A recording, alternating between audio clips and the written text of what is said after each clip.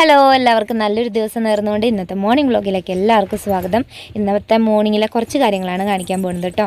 കുറച്ച് നേരത്തെ എഴുന്നേറ്റു, അങ്ങനെ ചോറിന് വെള്ളമൊക്കെ വെച്ചു. ഇന്ന് ചായക്ക് ഞങ്ങൾക്ക് ഇന്ന് അപ്പമാണ് കേട്ടോ. അപ്പമൊക്കെ ഉണ്ടാക്കി വെച്ചു.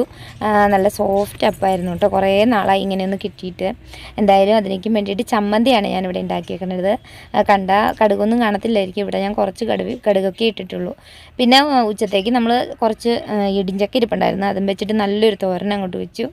അപ്പോഴത്തേനും കുറച്ച് കറി ഇന്നലത്തെ ബാക്കി ഉണ്ടായിരുന്നു കേട്ടോ. അതും ചൂടാക്കാൻ വേണ്ടിയിട്ട് സൈഡിൽ അടുപ്പിലോട്ട് വെച്ചു. മോളെ നീറ്റ് റെഡിയാക്കി സ്കൂളിലേക്ക് പറഞ്ഞു വിടുകയാണ്.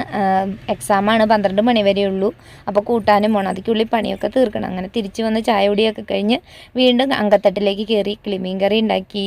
പിന്നെ സിൽക്കിൻ്റെ മീനും കൊണ്ട് വറുത്തു.